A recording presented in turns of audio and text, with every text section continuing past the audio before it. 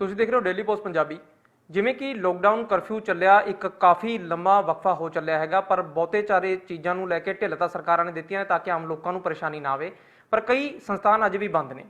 Punjab Haryana high court ਦੀ ਗੱਲ ਕੀਤੀ ਜਾਵੇ ਜਾਂ ਸੂਬੇ ਦੇ ਵਿੱਚ ਜਿੰਨੀਆਂ ਵੀ ਅਦਾਲਤਾਂ ਨੇ, ਕੰਮਕਾਜ ਅਜੇ ਉੱਥੇ ਦੇਖਿਆ ਜਾਵੇ ਪੂਰਨ ਰੂਪ 'ਚ ਬੰਦ ਨੇ। ਬਹੁਤ ਜ਼ਰੂਰੀ ਚੀਜ਼ਾਂ ਨੇ ਤਾਂ ਉਹ ਕੀਤੀਆਂ ਜਾ ਰਹੀਆਂ ਨੇ, ਪਰ ਅੱਗੇ ਦਾ ਦੌਰ ਕਿਸ ਤਰ੍ਹਾਂ ਦਾ ਰਹਿਣ ਵਾਲਾ ਹੈ?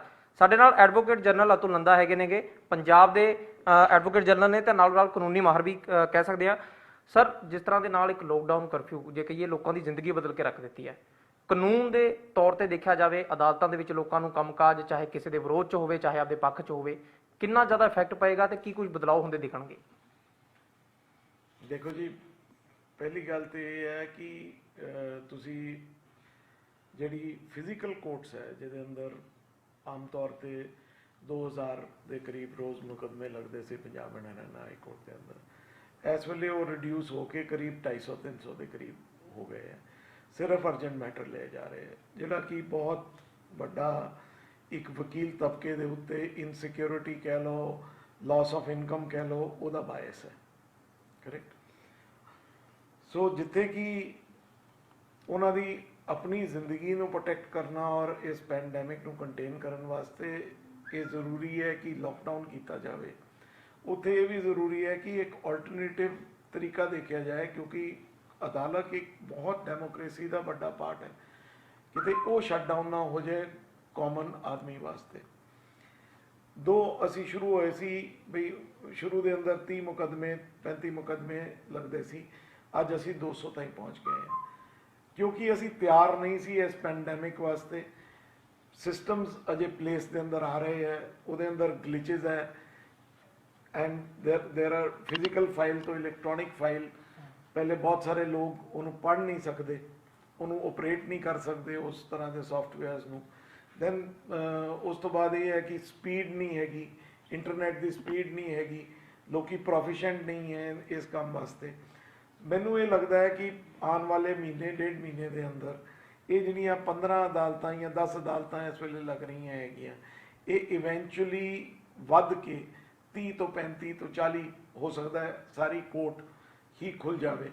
इस आस दे नाल मैं सोचदा कि विद इन अ मंथ और so the systems will improve. Point number 1। Point number 2, इस वेले एक होर बहुत वड्डी गल मैं रखना चाहता तुहाडे अगे। अज तुसी एक जूनीयर एडवोकेट या किसी क्लर्क दी तुसी देख लो, उहदी इनकम एकदम बंद हो चुकी है।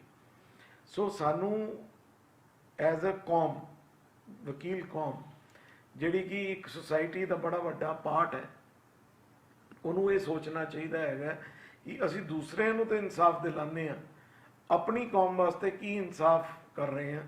सानू एक कलैक्टिवली एक सोशल सिक्योरिटी मैयर वकीलों वास्ते करना चाहिए, ताकि मेरे छोटे वीर जिन्हें मेरे भरा इस प्रोफैशन में ज्वाइन कर रहे हैं, जिन्होंने इस वेले तकलीफ हो रही है, रब ना करे अगे कोई इहो जिहा दौर आए तो असीं उन्हां नूं प्रोटैक्ट कर सकीए।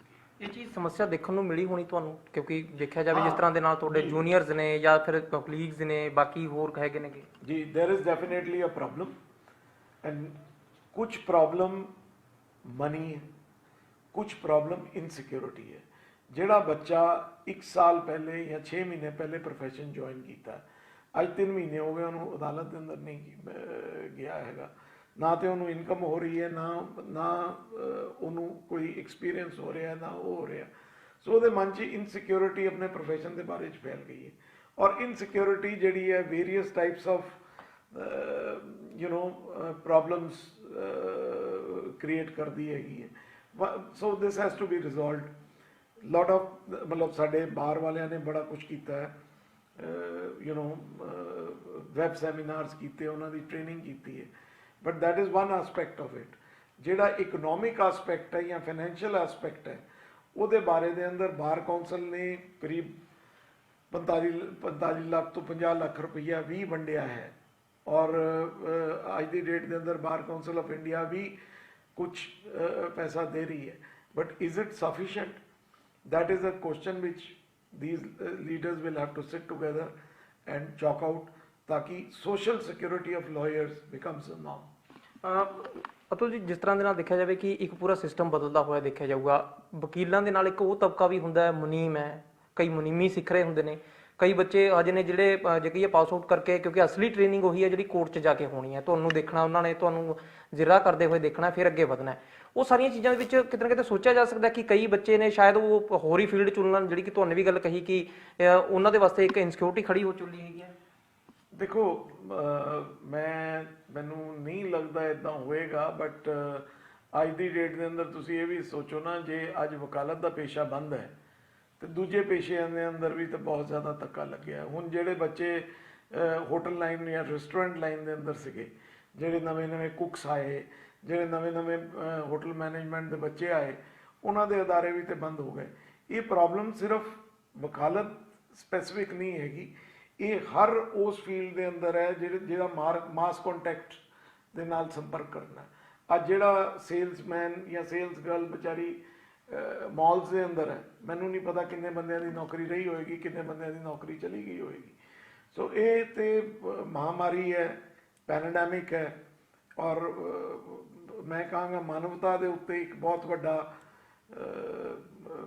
ਅਟੈਕ ਹੈ ਜਿਹੜਾ ਕਿ ਅਸੀਂ ਸਫਰ ਕਰ ਰਹੇ ਹਾਂ, ਔਰ ਆਉਣ ਵਾਲੇ ਟਾਈਮ ਦੇ ਅੰਦਰ ਇਵੋਲਵ ਹੋਣਗੇ ਸੋਲੂਸ਼ਨਸ ਵੀ, ਬਟ ਐਟ ਦਾ ਮੋਮੈਂਟ ਇਹ ਚਿੰਤਾ ਦਾ ਵਿਸ਼ਾ।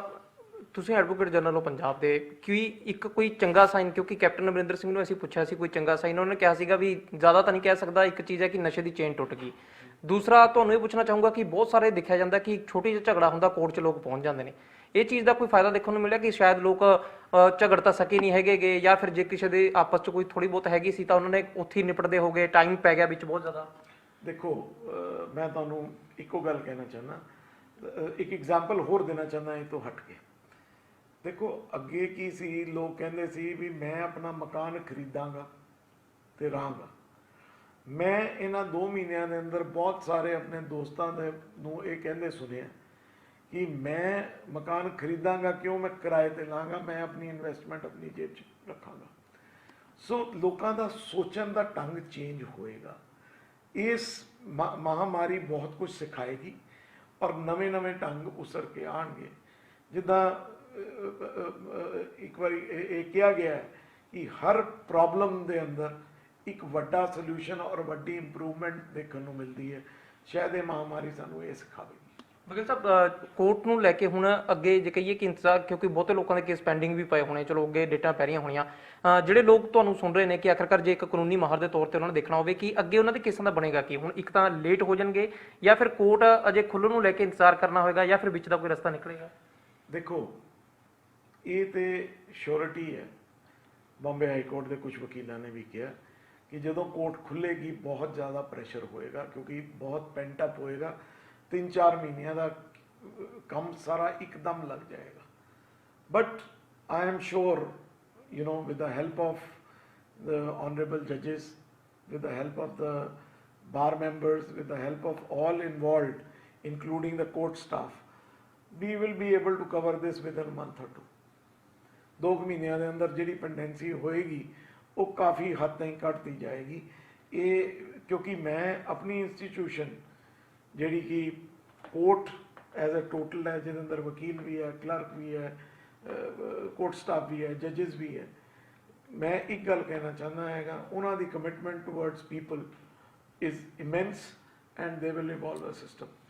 ਇੱਕ ਲਾਸਟ ਤੁਹਾਨੂੰ ਪੁੱਛੂੰਗਾ ਕਿ ਪੈਰੋਲ ਨੂੰ ਲੈ ਕੇ ਜਿਵੇਂ ਪੰਜਾਬ ਦੇ ਵਿੱਚ ਫੈਸਲਾ ਕੀਤਾ ਗਿਆ, ਕਾਨੂੰਨੀ ਤੁਹਾਨੇ ਵੀ ਰਾਏ ਰੱਖੀ ਹੋਣੀ ਆ ਉਹਦੇ ਵਿੱਚ, ਕੀ ਚੰਗੇ ਜੇ ਦੇਖਿਆ ਜਾਵੇ ਕਿਤੇ ਨਾ ਕਿਤੇ ਉਹਦੇ 'ਚ ਹੁਣ ਉਹਨਾਂ ਨੂੰ ਅਪਲਾਈ ਕਰਨਾ ਪਏਗਾ ਜਿਹੜੇ ਪਹਿਲਾਂ ਪੈਰੋਲ ਤੇ ਨੇ, ਜਾਂ ਉਹ ਆਪਣੇ ਆਟੋਮੈਟਿਕਲੀ ਐਕਸਟੈਂਡ ਹੋ ਜਾਏਗੀ? ਨਹੀਂ, ਦੇਖੋ, ਇਸ ਤਰ੍ਹਾਂ ਹੈ ਕਿ ਕੁਝ ਲੋਕਾਂ ਨੂੰ ਅਸੀਂ ਪੈਰੋਲ ਦੇ ਇੰਟਾਈਟਲ ਕੀਤਾ, ਅਪਲਾਈ ਤੇ ਕਰਨਾ ਹੀ ਪੈਂਦਾ ਉਹਨਾਂ ਨੂੰ, but at the same time ਅਸੀਂ ਕ੍ਰਾਈਟੀਰੀਆ ਬਣਾਇਆ ਕਿਹਨਾਂ ਬੰਦਿਆਂ ਨੂੰ ਪੈਰੋਲ ਮਿਲਣੀ ਹੈ। ਉਹਨਾਂ ਦਾ ਐਕਸਟੈਂਸ਼ਨ ਹੁੰਦੀ ਰਹੀ from time to time, looking at this pandemic, ਕਿਉਂਕਿ ਜੇ ਕਿਸੇ ਕੈਦੀ ਦੀ ਇਹ ਜ਼ਰੂਰੀ ਹੈ ਕਿ ਉਹ ਆਪਣੀ ਸਜ਼ਾ ਕੱਟੇ, ਇਹ ਵੀ ਜ਼ਰੂਰੀ ਹੈ ਮਾਨਵ ਅਧਿਕਾਰ ਦੇ ਹਿਸਾਬ ਦੇ ਨਾਲ ਕਿ ਉਹਨੂੰ ਅਸੀਂ ਪ੍ਰੋਟੈਕਟ ਕਰੀਏ ਐਜ਼ ਜਿੰਨਾ ਪੋਸੀਬਲ ਹੈ।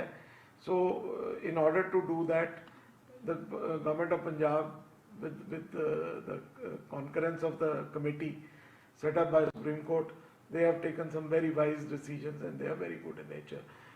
against 24,000 prisoners, I think we have released close to 10,000 prisoners. ਬਹੁਤ ਧੰਨਵਾਦ ਸਰ। ਜਿਸ ਤਰ੍ਹਾਂ ਦੇ ਨਾਲ ਦੇਖਿਆ ਜਾਵੇ ਕਿ ਸਾਰੀਆਂ ਚੀਜ਼ਾਂ ਦੇ ਰੰਗ ਰੂਪ ਬਦਲਦੇ ਹੋਏ ਦਿਖਾਈ ਦਿੱਤੇ ਤੇ ਹੁਣ ਕਹਿ ਸਕਦੇ ਹਾਂਗੇ ਕਿ ਅੱਗੇ ਜ਼ਿੰਦਗੀ ਦੇ ਢੰਗ ਵੀ ਬਦਲਦੇ ਹੋਏ ਦਿਖਾਈ ਦੇਣਗੇ। ਕਿਹਾ ਜਾ ਸਕਦਾ ਹੈ ਕਿ ਜਿਵੇਂ ਅਤੁਲੰਦਾ ਨੇ ਵੀ ਇਹ ਗੱਲ ਸਾਫ਼ ਜ਼ਾਹਰ ਕੀਤੀ ਕਿ ਬਹੁਤ ਸਾਰੀਆਂ ਚੀਜ਼ਾਂ ਸਿੱਖਣ ਦੀ ਲੋੜ ਹੋਏਗੀ ਇਸ ਮਹਾਮਾਰੀ ਤੋਂ ਤੇ ਬਹੁਤ ਤਰ੍ਹਾਂ ਦੇ ਬਦਲਾਵ ਸਹਿਣ ਅਤੇ ਸਿੱਖਣ ਦੀ ਲੋੜ ਹੋਏਗੀ। ਕਿਹਾ ਜਾ ਸਕਦਾ ਹੈ ਕਿ ਇਸ ਮਹਾਮਾਰੀ ਤੋਂ ਬਾਅਦ ਕਾਫੀ ਸਾਰੀ ਚੀਜ਼ਾਂ ਬਦਲਦੀਆਂ ਹੋਈਆਂ ਦਿਖਾਈ ਦੇਣਗੀਆਂ, ਉਹਦੇ ਵਿੱਚ ਕੋਰਟ ਦੇ ਵੀ ਜਿਹੜੇ ਰੰਗ ਰੂਪ ਹੋਣਗੇ। ਵੀਡੀਓ ਜਰਨਲਿਸਟ ਕਮਲ ਦੇ Raj, Sumit Joshi, Daily Post Punjabi, Chandigarh. Supreme Court